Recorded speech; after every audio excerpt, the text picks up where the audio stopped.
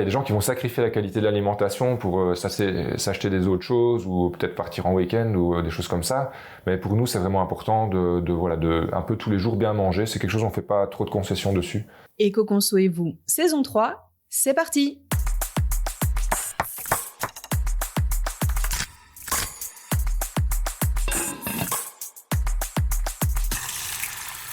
On mange quoi demain ? Ah, l'alimentation. Voilà un sujet qui concerne tout le monde. Et si on remettait nos habitudes en question ?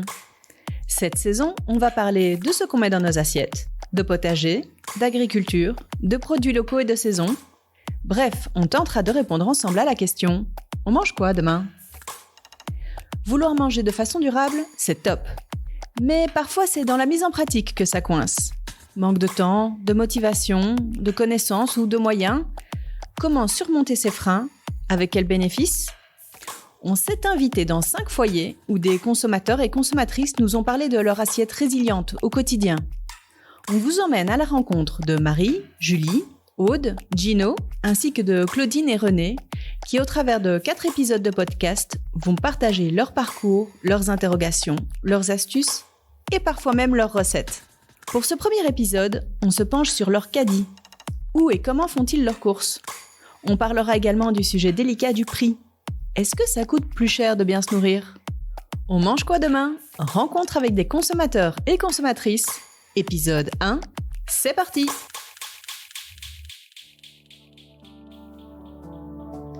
Faisons d'abord plus ample connaissance avec nos consommateurs et consommatrices. Nous avons d'abord rencontré Marie, une cinquantenaire en reconversion professionnelle qui vit seule dans un appartement du Brabant wallon et qui, vous l'entendrez, a plus d'un tour dans son sac quand il s'agit de cuisiner tout en respectant la planète. Gino est un jeune papa qui vit en région liégeoise avec sa compagne et sa fille. Si la vie de jeune parent a mis en pause ses projets de potager, il compte bien reprendre du service en cultivant fruits et légumes sur son terrain. Aude, quant à elle, est mère de famille nombreuse et vit dans le sud de Bruxelles. Suite à la participation de ses enfants aux marches pour le climat, elle a petit à petit remis en question tous les aspects de sa consommation. Elle nous expliquera sa transition vers une alimentation plus durable. Julie est une trentenaire dynamique qui vit en solo dans sa maison en région namuroise. Végétarienne depuis 7 ans et fière de l'être, elle nous dira tout sur ce choix de vie. Enfin, Claudine et René, un couple de retraités, vivent en appartement dans le Hainaut après avoir vécu plusieurs dizaines d'années dans le Brabant wallon, où ils avaient lancé leur groupe d'achat commun dans les années 80. Pour commencer, on a voulu en savoir plus sur les habitudes de nos 5 familles. Ont-elles eu du mal à créer une nouvelle routine shopping ? Doivent-elles passer par plusieurs magasins pour avoir tous les produits nécessaires ? On leur pose la question. Moi, c'est le samedi, je prends mon vélo, je vais faire des courses. Et c'est mon moment de plaisir. Donc, je peux pédaler, je suis à l'air libre et je vais rencontrer des gens que j'aime bien. Donc, à Bouzeval, il y a les légumes et un très bon pâtissier boulanger qui s'appelle le Tartisan. Et en revenant, je passe par chez Greenpeace, qui est une épicerie locale, durable, en vrac, le plus bio possible. Parfois, il y a des trucs pas bio, mais... Et puis, je reviens ici et j'ai tout ce qu'il me faut. Mais je passe au Colruyt pour les sardines et le papier toilette. Je papote, je connais les producteurs... Moi, Agricovert, parce que c'est une coopérative. Et puis c'est sympa, à l'épicerie, on peut toujours demander d'où ça vient, on partage, on dit « Oh, ça c'est bon, j'ai essayé ». Oui, c'est très convivial en fait. Ça demande une bonne connaissance de son réseau en fait. Au niveau de nos courses, on va vraiment essayer de trouver, quand c'est possible, des denrées qui sont locales et de saison. On achète en partie du vrac. Et on achète quand même principalement des aliments bio. On fait une liste progressive de courses et puis à un moment, il faut y aller, quoi. Donc on rachète quand même beaucoup à la fois. Donc autrefois, j'allais faire la plus grosse partie de mes courses une fois par semaine au supermarché. Je n'y vais plus, donc je vais plus au supermarché et je suis devenue membre d'une coopérative, d'une épicerie coopérative, où les membres travaillent 2h30 par mois. Et en échange, on a la possibilité de faire nos courses dans la coopérative à un prix beaucoup plus bas que dans un supermarché, puisque c'est à but non lucratif, hein, donc c'est une ASBL. Ça permet d'avoir accès à des produits qualité et bio nettement moins chers aussi. Donc ils ont fait en sorte de mettre en place ce qu'ils appellent un one-stop shopping, c'est-à-dire qu'il n'y a pas que des fruits et des légumes, il y a aussi tout ce qui est épicerie, il y a les produits d'entretien en vrac. Donc là, je dirais 90% des courses, je sais les faire là. Donc c'est pas plus lourd qu'avant. Donc autrefois, j'achetais parfois des produits bio, par exemple au Delhaize ou autre. Ils étaient très emballés et c'était cher. Je trouvais ça fort cher.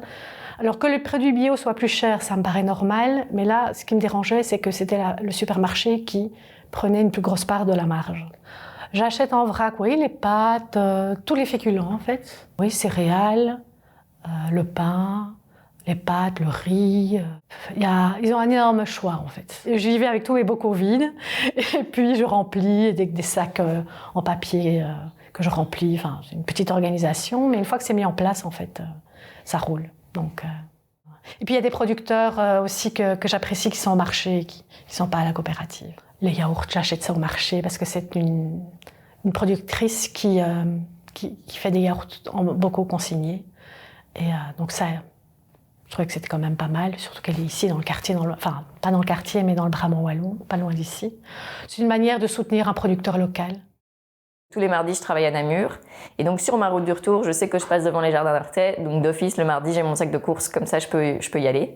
Parce que sinon, voilà, je trouve pas ça chouette de, en fait, faire un aller-retour juste pour faire un aller-retour. J'essaye toujours d'utiliser mes trajets pour aller à plusieurs endroits différents et pas utiliser ma voiture tout le temps. On l'a compris, nos consommateurs ont à cœur de choisir des produits durables. Mais au fond, qu'est-ce qui est le plus important pour eux ? Que le produit soit local, bio, de saison ou en vrac ? Mais donc en fait, quand je vais à la coopérative, tous ces critères-là sont déjà pris en compte parce que ça fait partie de leur charte produit qui me correspond tout à fait à mes valeurs finalement. Donc ça coche toutes les cases. Donc oui, c'est ça les critères les plus importants, c'est bio, oui, de saison, et alors peu transformé. Donc ça, c'est aussi un changement qui est venu en allant à la coopérative, en arrêtant d'aller au supermarché. C'est que j'achète plus beaucoup de produits déjà préparés, de plats préparés.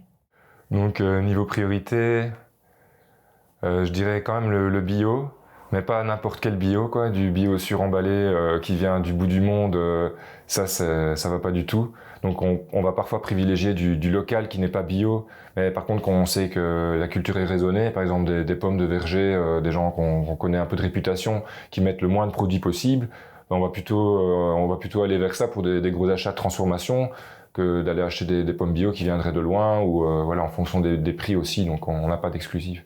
Le bio, c'est important parce qu'il y a toute une démarche qui est mise en place pour respecter les sols, respecter le vivant, au niveau des produits qui peuvent entrer des pesticides, des intrants, etc. Il y a quand même un cahier de charges qui est assez rigoureux. Maintenant, il y a possibilité de faire du bio qui est vraiment industriel et qui est vraiment éloigné de l'image qu'on aimerait bien en avoir. Mais du coup, voilà, on essaye d'aller vers du bio qui est de producteurs locaux, etc. principalement. Pour mes courses, j'achète de saison, mais en fait, c'est logique parce que quand tu achètes local, tu achètes de saison. Donc, je sais que je vais au jardin d'Artais, il n'y aura rien d'autre que ce qui est de saison parce qu'ils cultivent dans les jardins juste derrière. Et donc, je sais que voilà, c'est tout produit localement et c'est en respectant le cycle de la nature, etc. Et je l'ai fait par le passé. Alors, j'ai pu consommer des tomates en hiver, mais en fait, ça n'a aucun sens de faire ça. Et même, déjà, ça n'a aucun sens d'un point de vue environnemental de faire ça. Mais en fait, le goût est dégueulasse. Je fais attention aussi au fait que ce soit une coopérative, des petits producteurs le plus possible, du producteur au consommateur. Et parce que je trouve qu'il faut une rémunération juste pour le travail. Et comme je papote beaucoup et que je suis proche des producteurs, je me rends compte de toutes les difficultés qu'ils ont. Et c'est pas simple. On a été militants, donc on s'est un peu battu pour ça. Donc ça fait très très longtemps, par exemple, qu'on essaye de se nourrir avec des produits biologiques. Ça, pour nous, c'est vraiment important. Ça n'a pas toujours été évident. Quand nous étions à Rebec, on a lancé un groupe d'achat parce qu'il n'y avait pas de fournisseurs locaux. Et donc, avec le groupe d'achat, on pouvait aller dans des villes proches se fournir disons, en partageant les trajets. Donc on a fait ça quand même presque 15 ans. Hein. Et aussi la localisation, ça c'est vrai que c'est important. Je veux dire que ça ne fasse pas des milliers de kilomètres. Et puis le type d'emballage aussi, on essaye de ne pas avoir trop de plastique ou de trucs achetés. Et quand il y a 10 emballages, c'est un peu emmerdant. On essaye d'avoir le moins possible d'emballage. Face à ce changement d'habitude, on entend souvent des consommateurs et consommatrices évoquer le manque de temps. Alors, finalement, est-ce que manger durable, ça demande de passer plus de temps à faire ses courses ? Je peux comprendre les gens qui disent qu'ils n'ont pas le temps. Au début, ça demande une organisation. La phase de changement est un peu compliquée, c'est vrai. Parce qu'il faut changer ses habitudes, c'est un peu par essai-erreur. Donc la phase, comme pour toute phase de changement, ça demande toujours un peu plus d'énergie. L'organisation, ça a été de trouver là où j'allais acheter ce que j'avais acheté, à quel moment j'y vais, comment je m'organise pour aller, on parlait du vrac avec mes bocaux, mes sacs, etc. Comment est-ce que je range tout ça à la maison, parce que du coup je stocke plus, donc j'ai dû faire un peu de place dans les armoires pour tout ce que j'achète en vrac. Donc tout ça m'a demandé un peu de réflexion, de mise en place. Et puis une fois que la mise en place, donc maintenant c'est fait, ça tourne, j'ai ma petite routine, du coup je dois plus spécialement y réfléchir et ça vient tout seul. Mais une fois qu'on s'est installé dans des nouvelles habitudes, au total, je suis sûre que je ferai un chronométrage de mes activités et que ça ne me prendrait pas plus de temps qu'avant, parce que juste, je me suis organisée différemment. Et en fait, est-ce que le temps, c'est si important ? Parce que ce qui est important, c'est de consommer local, de consommer de saison, d'avoir des produits sains pour soi, de soutenir les agriculteurs et agricultrices. Donc en fait, moi, je préfère prendre plus de temps pour faire mes courses, et c'est peut-être moins de temps que tu passeras devant la télé ou devant ton téléphone. Enfin, c'est très basique, mais il faut voir à quoi t'accordes ton temps aussi. Donc, c'est juste une réflexion à avoir, quoi. S'alimenter de manière durable, est-ce plus cher ou moins cher qu'une alimentation classique ? Est-ce possible de s'en sortir pour le même budget ? Réponse sans langue de bois de nos consommateurs et consommatrices qui nous partagent même quelques astuces. Alors, moi, je pense qu'adopter une alimentation durable, ça peut être plus cher que l'alimentation la moins chère des grandes surfaces, mais que si on achète les produits bruts, on vise des produits de saison, on va pas acheter des pommes quand elles sont à 8 € le kilo, mais on est dans des prix raisonnables sur les produits non transformés et qu'on prépare à la maison, on va pouvoir quand même s'en sortir, quoi. Parce que ce qui coûte vraiment cher en bio ou en artisanal, c'est tous les produits préparés, cuisinés, transformés. Maintenant, si on achète des produits qu'on transforme nous-mêmes, qu'on cuisine, et que de temps en temps on fait un petit extra, ça passe. Mais après, tout ce qui est les produits de crèmerie, charcuterie, c'est quand même assez cher. Mais si on va vers une qualité équivalente en non bio, c'est aussi très cher en fait. Donc ce qui va être moins cher, c'est des produits hyper transformés, plein d'additifs, qui sont clairement moins qualitatifs pour se nourrir. Mais si le problème, c'est que si on mange beaucoup de ces produits-là, ça va avoir un impact sur notre santé, quoi. Donc quand on fait le calcul à long terme, si on s'évite des problèmes de diabète ou de métabolisme, ingérer plein d'additifs et de pesticides, peut-être sur le moment ça va coûter plus cher que ce qu'on pourrait faire autrement, mais à long terme ce sera intéressant parce qu'on va rester en meilleure santé, etc. Ouais, à mon avis, je pense qu'il y a au moins à peu près 25%, je dirais, de notre budget qui part pour l'alimentation. Ouais. Il y a des aspects qui font que ça va être plus cher. C'est le fait que d'acheter des produits bio, c'est toujours un peu plus cher, ce qui me semble logique, du fait que ça demande plus de travail, il y a moins de rendement. Par contre, le fait d'acheter en vrac et moins de viande, clairement, ça fait diminuer le prix. Le fait d'avoir été à la coop et d'être membre de la coopérative, ça fait diminuer le prix également. Donc j'ai un renchérissement du fait des produits bio, mais je paye moins du fait que je mange presque plus de viande et que j'achète en vrac. Enfin, à l'arrivée, je ne pense pas que je dépense plus qu'avant. Donc si on veut le faire à budget constant, je crois qu'il faut quand même un peu changer la façon dont on fait ses courses. Après, une autre façon de baisser les coûts, quand on fait ses courses, je crois que quelque chose d'important, c'est quand même d'acheter de saison. Parce que quand vous achetez, par exemple, des légumes de saison, quel que soit le magasin où vous allez, ça va être moins cher. La part de l'alimentation dans mon budget, c'est 20%. Mais moi, j'ai pour l'instant un revenu très faible et je fais hyper attention.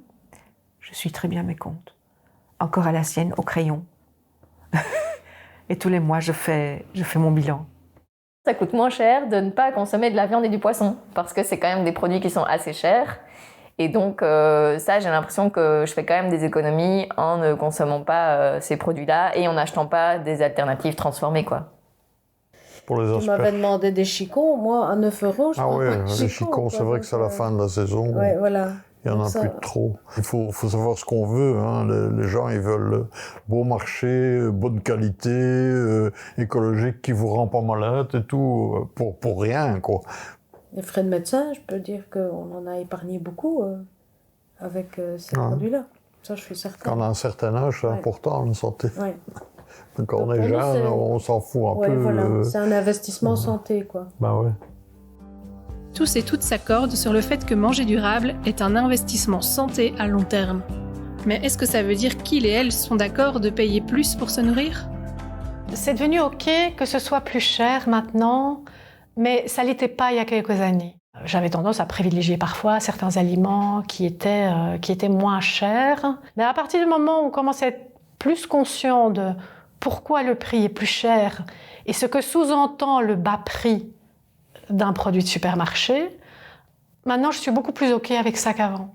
Parce que j'ai intégré le fait qu'il y a des choses qui se payent et qu'avant, finalement, ça se payait de façon indirecte. Ça se payait par des problèmes de santé, par des producteurs qu'on pressurisait ou qu'on ne rétribuait pas justement. Donc je pense que c'est une question de connaissance et de compréhension des enjeux. Oui, je suis prête à mettre plus cher en fait. Je suis prête à mettre plus cher parce que j'estime que c'est soutenir les coopératives, les fermes, les agriculteurs et agricultrices. Et je suis prête à mettre plus cher parce que c'est tellement important pour notre santé de bien manger. Et en fait, on n'en a pas conscience parce qu'on a été habitué. Et en fait, c'est un peu comme pour tout, c'est comme pour les vêtements, etc. On a été habitué à payer très peu cher pour des choses qui en fait normalement ont un coût et devraient avoir un prix plus élevé, quoi. L'alimentation, c'est manger, c'est quelque chose qu'on va faire tous les jours plusieurs fois. Et donc, voilà, il y a des gens qui vont sacrifier la qualité de l'alimentation pour s'acheter des autres choses ou peut-être partir en week-end ou des choses comme ça. Mais pour nous, c'est vraiment important de un peu tous les jours bien manger. C'est quelque chose, on fait pas trop de concessions dessus. Donc, voilà, on fait des concessions sur autre chose, mais pas sur l'alimentation. Sur ecoconso.be/miam, vous retrouverez une foule de bonnes adresses pour faire vos courses auprès de producteurs locaux, ainsi que plus d'infos et d'astuces pour manger de façon durable. Rendez-vous la semaine prochaine pour un deuxième épisode en compagnie de nos mangeurs et mangeuses. On abordera des trucs et astuces pour cuisiner, préparer des produits maison et réduire le gaspillage. On espère que cet épisode vous a plu. Si c'est le cas, n'hésitez pas à laisser un avis ou des étoiles sur Spotify ou votre plateforme d'écoute préférée et à partager l'épisode autour de vous. Ecoconso et vous, le podcast qui met des idées vertes dans vos oreilles et dans votre quotidien. On mange quoi demain ? Avec le soutien de la Fédération Wallonie-Bruxelles et de la Wallonie.